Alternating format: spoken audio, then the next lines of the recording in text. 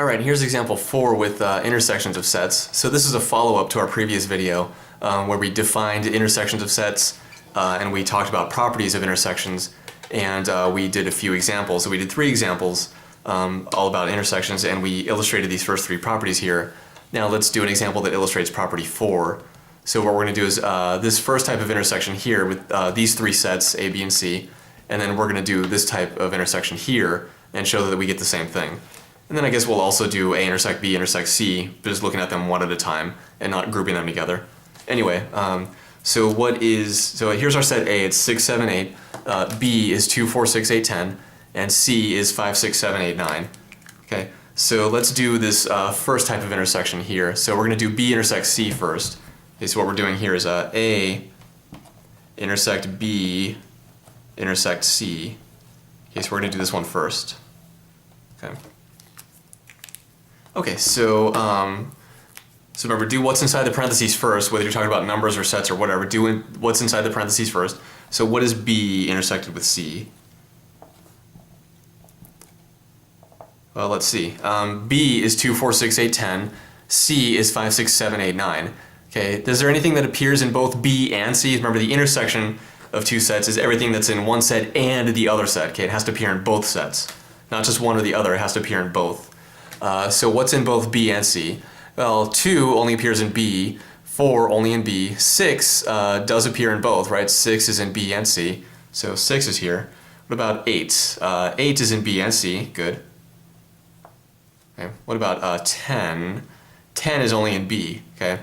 10 is only in B. So really, that's all we have to look at. We don't have to go through everything in C, okay? Because, you know, if it's in C and if it's also in B, we would have caught it when we went through B. Okay, so again, if you're looking at the intersection of 2 sets, you only really have to look completely through one of them. So we don't have to go through C, but if you want to, if it makes you feel better, you know, it might be a good habit to break, but just to be safe or thorough, whatever, if we want to do that first, when we're just starting out. C has 5 in it. 5 we already know is not in B, right? So we would have found it when we went through B.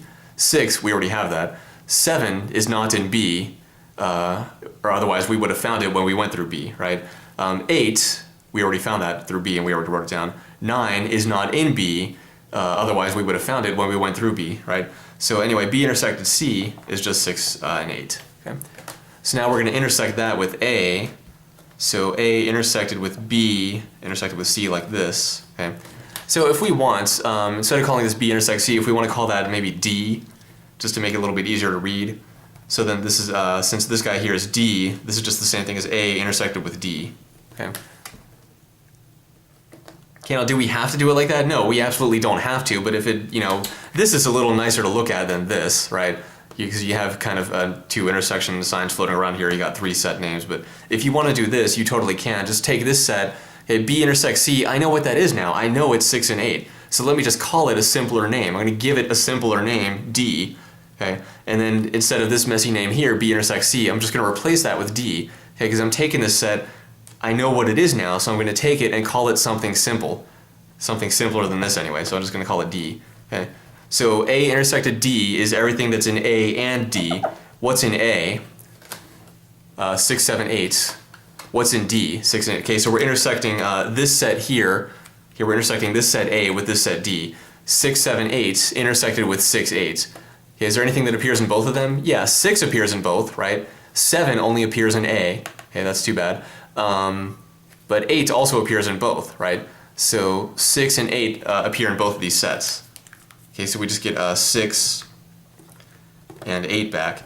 And yeah, notice, oh sorry, here 6 and, so we just get 6 and 8 back. So notice that is the same thing as the set D, but that doesn't mean anything. That's just a coincidence. It doesn't really mean anything.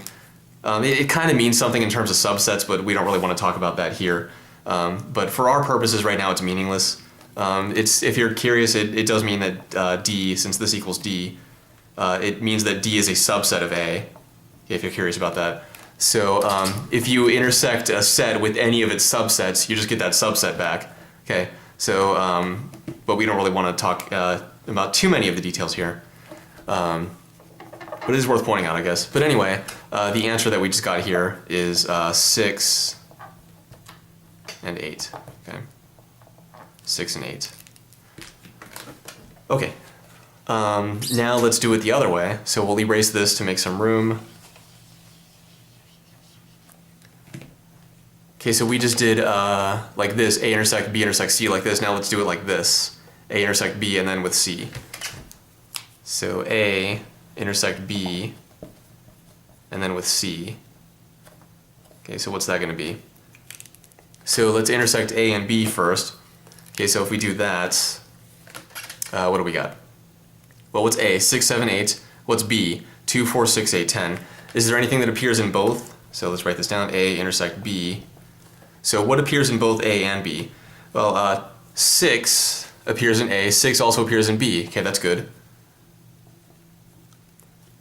What about 7? Well, 7 only appears in A. It does not appear in B, that's too bad. Okay, what about 8? 8 appears in both of them. Okay, that's good. That's great. And that's it, right? We can actually stop there because that's the end of A. Okay, and again, we don't have to go through B. Okay, we don't have to go through B if we don't want to.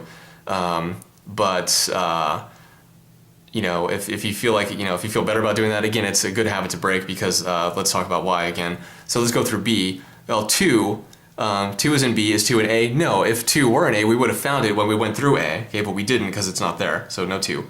What about 4? No, 4 is not in A, so we would have found it when we went through A. What about 6? Yeah, we already found it and we already wrote it. What about 8? Yeah, we already found it and we already wrote it. What about 10? No, we did not find it because it's not in A, okay, because if it were in A, we would have found it when we went through A, but we didn't because it's not there, okay. So again, when you're intersecting two sets, you only have to really go through one of them completely. Okay, and that's enough. Anyway, this is A intersect B. Okay, so, you know, already we're kind of looking like we're getting the same thing here. But anyway, now let's try and intersect that with C. So A intersect B intersected with C.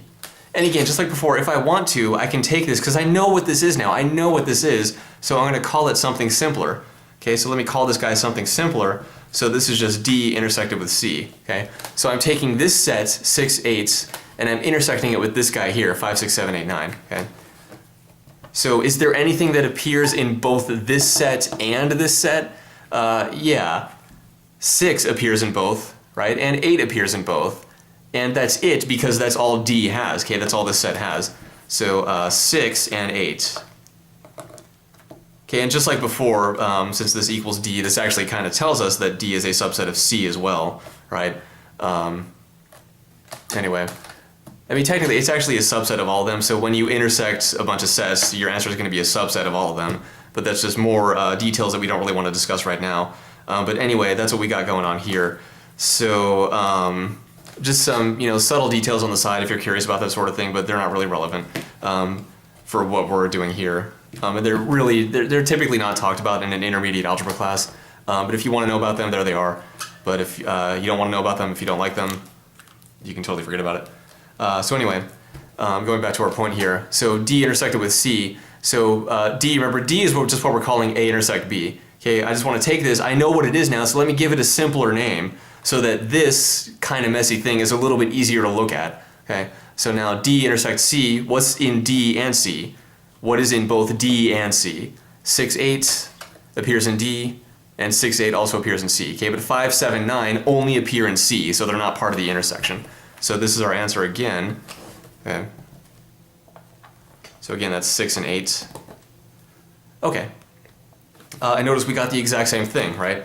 So just 6, 8. So let's actually do this 2 more ways.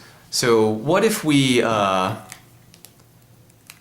that's if we look at them 2 at a time like that. So what if we switch these around? What if we said A intersected C intersected B like this? What if we did it like this? How would that go? What is A intersect C? Because I want to do it like this because when we did it both of these ways, we ended up with 6, 8 kind of in the beginning there, right? So what if we do it A intersect C first? What is A intersect C? What's in A and C? A is 6, 7, 8. C is 5, 6, 7, 8, 9. So actually 6, 7, and 8, all 3 of those numbers appear in both of these sets, right? 6, 7, 8, they're all in A. 6, 7, 8, they're all in C. Okay, so all 3 of these elements appear in both sets. So actually A intersects C is 6, 7, 8. Okay. Okay, so that's that. Now what if we want to intersect that guy with B? A intersect B intersect with, A intersect C intersect with B. Okay, and again, just like before, if we want to, we can call this D. Notice it actually is the same thing as A. It's identical to A, but forget about that. Just a happy little coincidence, I guess. So anyway, if we want to call this something simpler, let's just call it something simpler. Okay, we don't have to do that. We absolutely do not have to do that, but it just makes it a little bit easier for us to look at. Okay, because now we're just looking at one intersection here and not really two. Even though this intersection we're done with it, but to make it easier on ourselves, why not just call it something simpler now that we know what it is? Okay, so then this, all we're looking at really is D intersect B. So 6, 7, 8 intersect with 2, 4, 6, 8, 10. Okay, so is there anything that appears in both this set, 6, 7, 8, and this set, 2, 4, 6, 8, 10? What about 6? Yeah, 6 is in both. What about 7? No, 7 is not in B. Okay, 7 does appear here, but 7 is not in B. Okay, so 7 is not part of the intersection. But 6 was, right? 6 is. What about 8? Yeah, 8 appears in both. Okay, appears in both this set and in B. Okay, so 8 is part of the intersection. So what was our answer? It was 6 and 8. Just like we expected pretty much, right? And again, why do we expect that? Well, because we switched the order here. So basically what do? We've flipped around B and C. Okay, we swapped them. And property 1 tells us that that's okay. Okay, so really what we did was we kind of mixed property 1 with property 4.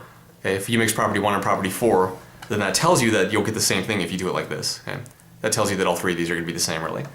And there's a bunch of different orders we can do them in, too. We're not going to go through all of those. But you'll still get the same thing back. Okay, now the last thing I want to look at is A intersect B intersect C one at a time like that. So when we did the union example like this, we ended it like this, looking just at one at a time like this. So let's do the same thing with intersections. Okay. So with intersections, is there anything that appears in A and B and C? Okay, so when we intersect two sets, you're talking about everything in A and in B.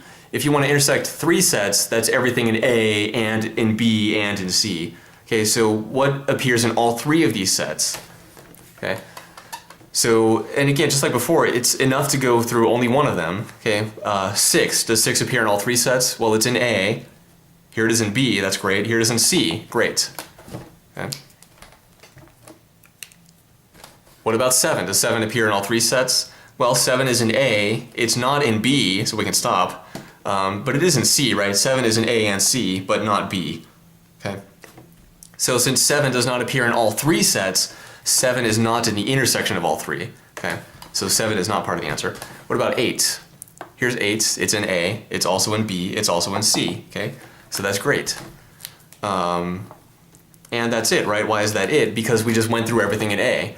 Okay, so we don't have to look at B and C because no matter what's going on with these sets here, we already know that if they have anything in common with A, we would have already found it when we went through A. Okay, we would have already found it when we went through the set A, and we just finished going through A, and we only have 6 and 8. Okay? And again, that's really the same intersection 4 different ways. So I just want to point out that if you have to intersect 3 different sets, you can really do it in any order you want, any way you want. So look at any 2 of them together at a time. Or just look at each one, like look at all 3 together, just kind of one at a time like this here. Okay, so you can do it like that, or just group 2 together, 2 at a time, any way you want, and then intersect with the third. Okay, so that's example 4. Kind of lengthy, but it's really not that bad. I just wanted to go through all the details here and show you that doing intersections multiple ways like that, you'll still get the same thing. Okay, so that's example 4. Example 5 coming up.